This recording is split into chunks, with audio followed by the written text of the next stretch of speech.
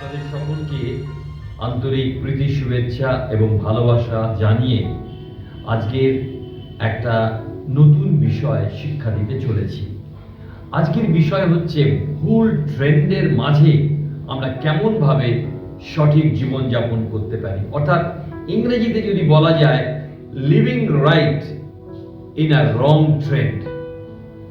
আমরা ঈশ্বরের ধন্যবাদ করি যে তিনি আমাদেরকে চান যেন আমরা জগতে মিশে না যাই। জগতে মিশে যাওয়া খুবই সহজ, কিন্তু পৃথক বা আলাদা হয়ে থাকা খুবই গুরুত্বপূর্ণ। মনে রাখবো যে শক্তিশালী মাছ সর্বদা স্রোতের উল্টো দিকে বয়, কখনো যেদিকে স্রোত সেই দিকে যায় না, কিন্তু উল্টো দিকে বয়ে থাকে। তাই আমাদেরও সেই রকম হতে হবে, শক্তিশালী মাছ হতে হবে। দুর্বল মাছ কি হয় কি, তারা স্রোতের সঙ্গে ভেসে গিয়ে থাকে। আমরা দেখি যে লবণ কখনো খাবারের মতন হয়ে যায় না। যদি আপনি কোনো তরকারি রান্না করছেন, লবণ তরকারির মতন হয় না, কিন্তু লবণ মিশে গিয়ে আস্বাদযুক্ত করে থাকে। তাই আজকে মনে রাখতে হবে, যদি লবণ তার গুণ হারায় তাহলে কোনো কাজে আসে না। আমাদের জীবনে নৈতিকতা, সততা, পবিত্রতা এবং মূল্যবোধ, এই চারটি বিষয় আমরা আপোস করে চলতে পারি না, সেটা মনে রাখবো। একজন খুব ভালো কথা বলেছেন, সত্যের জন্য সমস্ত কিছু ত্যাগ করা যেতে পারে, কিন্তু আমরা কোনো কিছুর জন্যই সত্যকে ত্যাগ করতে পারি না, এটা মনে রাখতে হবে।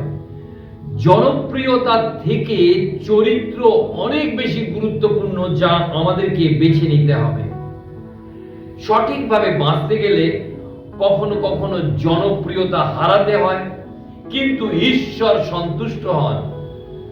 সোশ্যাল মিডিয়া দেখি লোকেরা লাইক পাওয়ার জন্য কত নাকি চেষ্টা করে, কিন্তু আমাদের জীবনে লাইক নয়, কিন্তু ঈশ্বরের ইচ্ছা পালন করা, এটাই যেন আমাদের জীবনের লক্ষ্য হয়।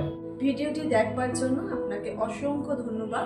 ভিডিওটি যদি ভালো লেগে থাকে তাহলে আমাদের চ্যানেলটিকে অবশ্যই সাবস্ক্রাইব করুন, বেল বাটনটি প্রেস করুন এবং অবশ্যই করে অল অপশনটি অন করুন, যেন আমাদের পরবর্তী ভিডিওগুলি আপনি পেতে পারেন।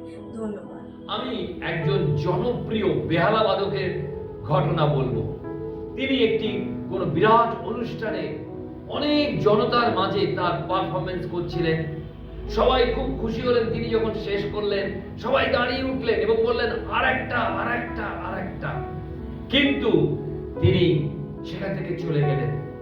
আর সমস্ত জনতা এবং অর্গানাইজাররা, যারা আয়োজক ছিলেন, তারা এসে বললেন, কেন আপনি আরেকটা কোন এপিসোডের মতন নতুন একটা কিছু বাজাচ্ছেন না কেন? তখন তিনি বললেন, একটি কারণে।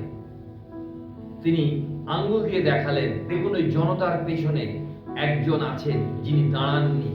তিনি হচ্ছেন আমার ট্রেনার, তিনি আমার শিক্ষক। তিনি যদি আজকে খুশি না হন তাহলে আমি খুশি নই। তাই আজকে বিশেষ করে বলতে চাই, আমাদেরকে প্রেমের সত্য বলতে হবে। এবং সেই কারণে আমরা দেখি ব্যভিচারী নারীকে তিনি প্রেমে বলেছেন এই পাপ আর করো না।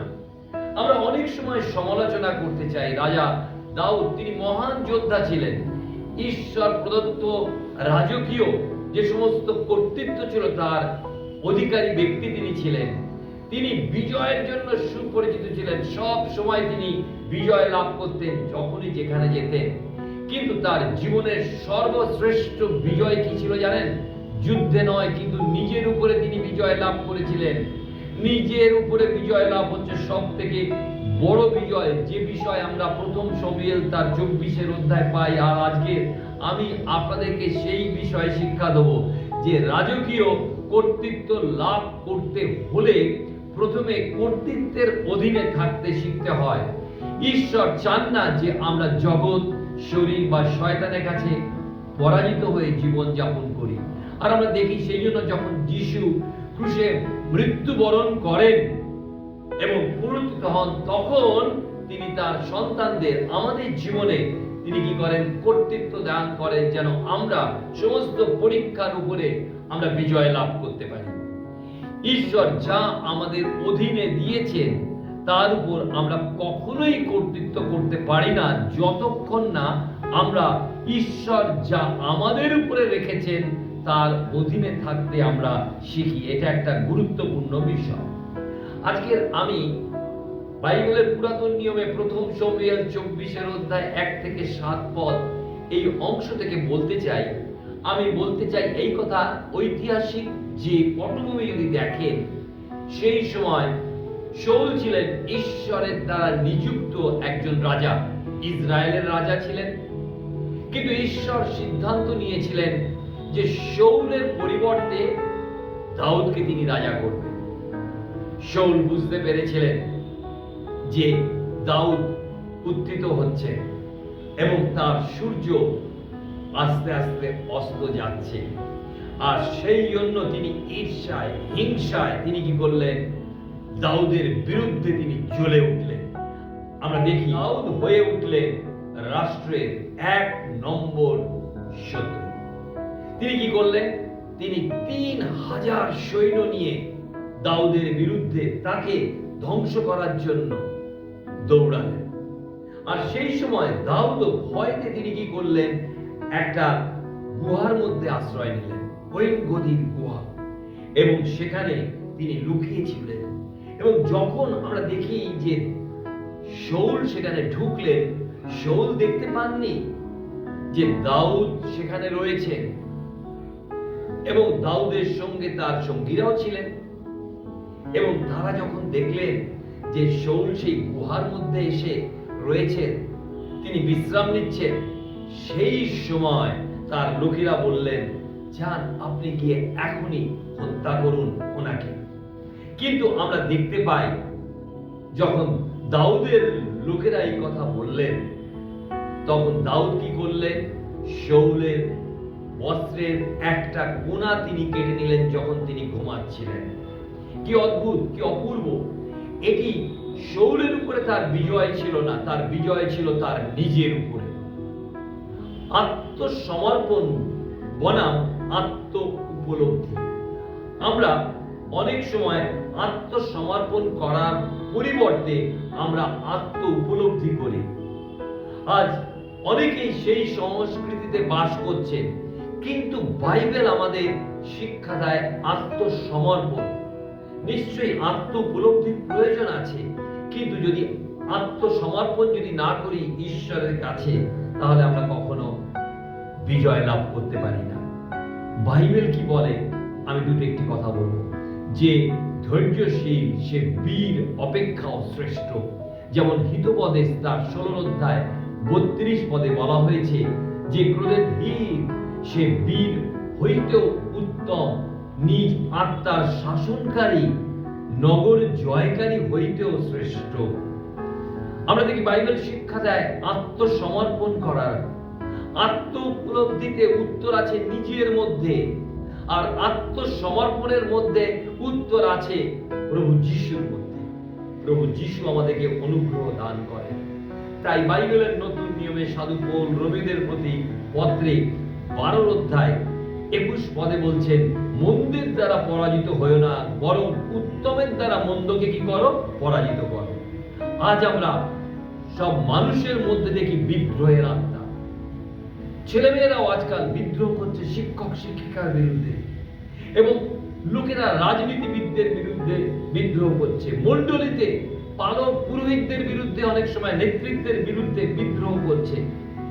ঈশ্বর যা আমাদের উপরে রেখেছেন তার অধীনে থাকতে শিখি আমরা, যে ঈশ্বর আমাদের অধীনে দিয়েছেন তার উপরে যেন আমরা কর্তৃত্ব করতে পারি। এটা হচ্ছে গুরুত্বপূর্ণ বিষয়।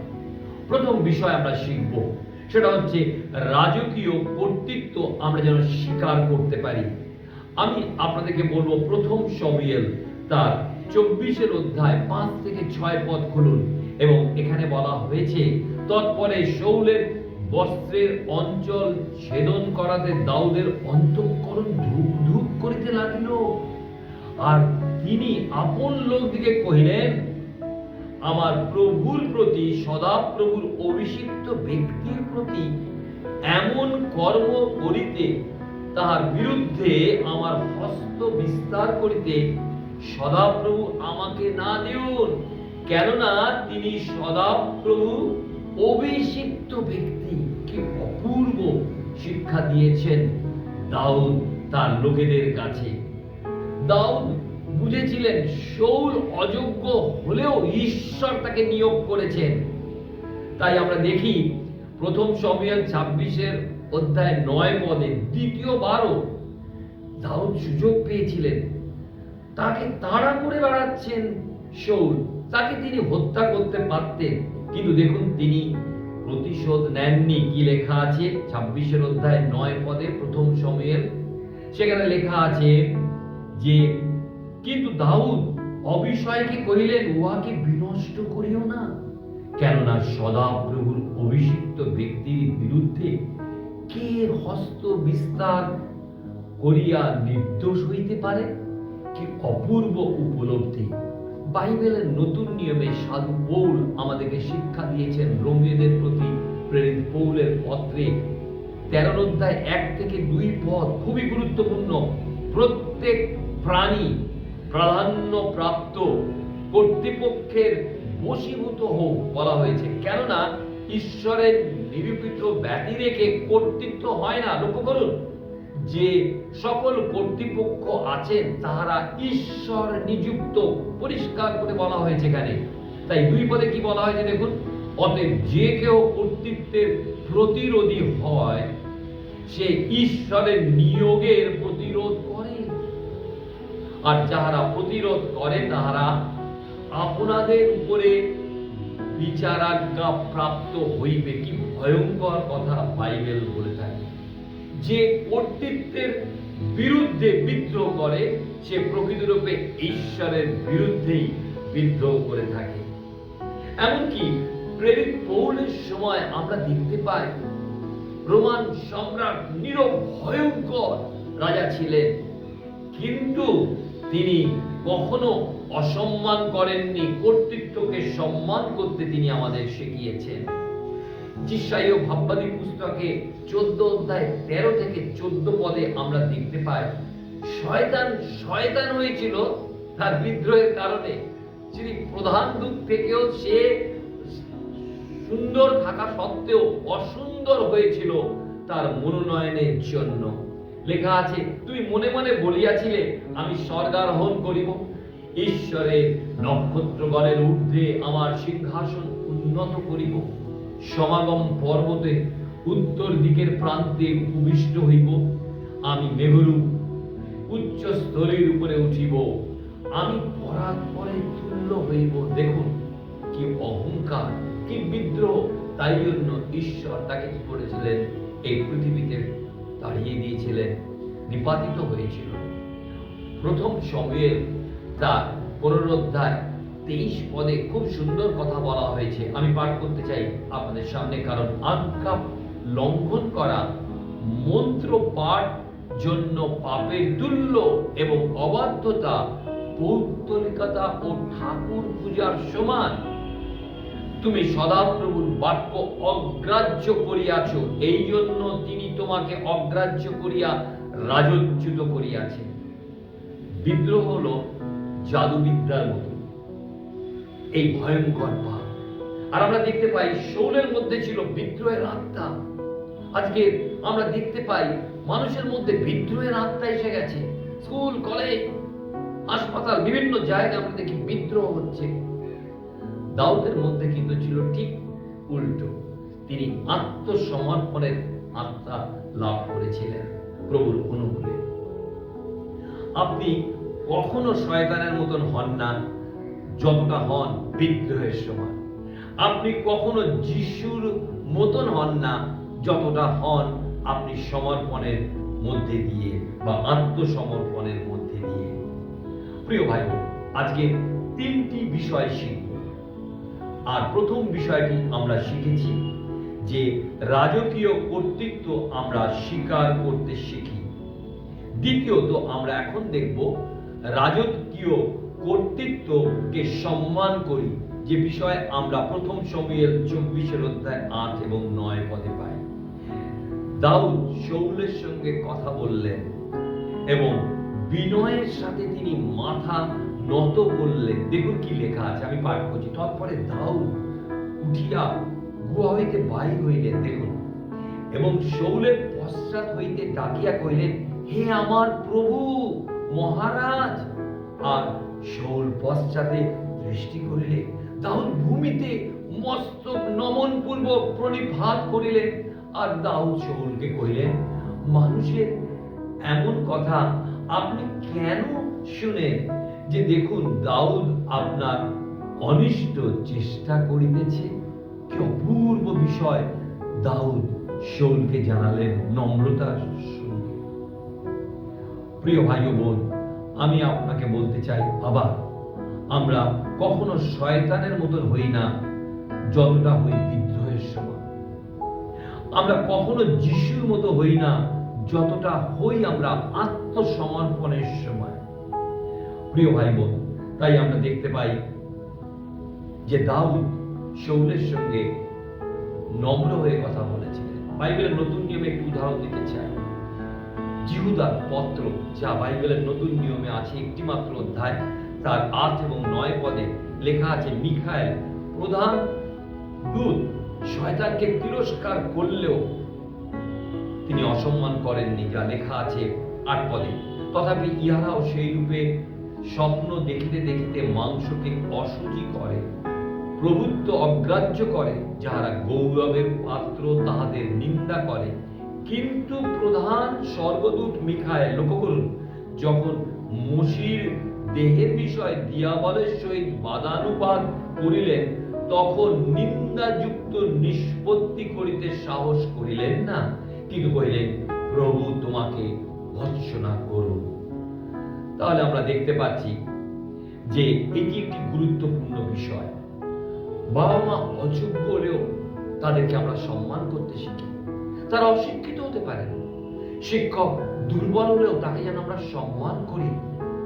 পালক ভুল করলেও তাকে সম্মান করি, তার জন্য প্রার্থনা করি।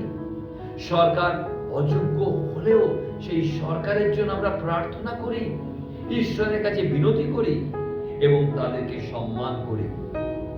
আপনি যখন সম্মান করছেন, আপনি ব্যক্তিকে সম্মান করছেন না, বরং কর্তৃত্বের অবস্থানকে কি করছেন? সম্মান করছেন। আমি বাইবেলের নতুন নিয়ম থেকে আরেকটি পদ আপনাদের কাছে পাঠ করতে চাই। সেটা হচ্ছে প্রথম পিতর তার 2 অধ্যায় 18 থেকে 20 পদে। এখানে পিতর বলছেন, হে দাসগণ, তোমরা সম্পূর্ণ ভয়ের সহিত আপন আপন স্বামীগণের বশীভূত হও, কেবল সজ্জন ও শান্ত স্বামীদের নয়, কিন্তু কুটিল স্বামীদেরও বশীভূত হও। কেননা কেহ যদি ঈশ্বরের উদ্দেশ্যে সংবেদ প্রযুক্ত অন্যায় ভোগ করিয়া দুঃখ সহ্য করে, তবে তাহাই সাধুবাদের বিষয়। কি অপূর্ব বিষয় সাধু পিতর জানিয়েছেন। আমরা শিখলাম, প্রথম হচ্ছে রাজকীয় কর্তৃত্ব যেন আমরা স্বীকার করি, দ্বিতীয়ত রাজকীয় কর্তৃত্বকে সম্মান করি, আর তৃতীয় হচ্ছে সেই রাজকীয় কর্তৃত্বে সম্পূর্ণ বিশ্রাম করি। অর্থাৎ টেনশন নেবার কোনো কারণ নেই, ঈশ্বরে আস্থা রাখুন। প্রথম সময়ের 24 অধ্যায় 15 পদে দেখুন কি লেখা আছে, আমি পাঠ করছি আপনাদের জন্য। কিন্তু সদাপ্রভু বিচারকর্তা হন, তিনি আমার ও আপনার মধ্যে বিচার করুন, আর তিনি দৃষ্টিপাত পূর্বক আমার বিবাদ নিষ্পত্তি করুন এবং আপনার হস্ত হইতে আমাকে রক্ষা করুন। পরে তিনি দাউদকে কহিলেন, আমার অপেক্ষা তুমি ধার্মিক, কেননা তুমি আমার মঙ্গল করিয়াছ, কিন্তু আমি তোমার অমঙ্গল করিয়াছি।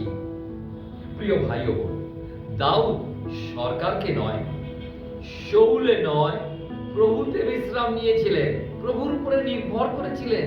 তিনি জানতেন প্রভুই সর্বে সর্বা, তিনি মালিক। তার উপরে যদি নির্ভর করি, তার হাতে যদি সমর্পিত থাকি, তাহলে কোনো ভয় নেই। শাউল স্বীকার করলেন এই আচরণ মানব স্বভাবের ঊর্ধ্বে। শাউল রাজা হয়েও স্বীকার করছেন, মহান বিজয়। এটাই আমরা দেখতে পাই রাজা দাউদের জীবনে। প্রিয় ভাই বোন, মহান বিজয় কি আমরা দেখতে পাই দাউদ সিংহ মেরেছেন, তিনি ভল্লুক মেরেছেন, তিনি গলিয়াত সেই ভয়ানক বীরকে তিনি মাত্র সেই গুলতি দিয়ে ফিঙে দিয়ে মেরেছিলেন, আমরা সকলেই জানি। কিন্তু আমি বলতে চাই, সব থেকে বড় বিজয় হলো গুহায় বাসকালে নিজের উপরে বিজয়।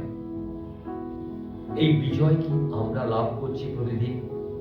তাই ঈশ্বর আমাদেরকে অনুগ্রহ করুন প্রিয় ভাই বোন, তাহলে আমরা প্রথমত রাজকীয় কর্তৃত্ব যা ঈশ্বর রেখেছেন তা আমরা স্বীকার করি। হতে পারে আপনার অফিসের একজন বস, হতে পারে আপনার স্কুলের হেডমাস্টার, হতে পারে আপনি যেখানে কাজ করেন যিনি ইনচার্জ, আপনার কোঅর্ডিনেটর। দ্বিতীয় বিষয় আমরা শিখলাম যে রাজকীয় কর্তৃত্বকে সম্মান করি, তাদের পেছনে কথা না বলি, তাদের বিরুদ্ধে না উঠি। দাউদ করেননি তা, তাই ঈশ্বর তাকে বিজয় দিয়েছিলেন। এবং সবশেষে তৃতীয়ত, রাজকীয় কর্তৃত্বের সম্পূর্ণ বিশ্রাম নিন। ঈশ্বরে যদি আপনি আস্থা রাখবেন তাহলে তাতে বিশ্রাম নিন। ঈশ্বর আপনার জীবনে মঙ্গল করুন।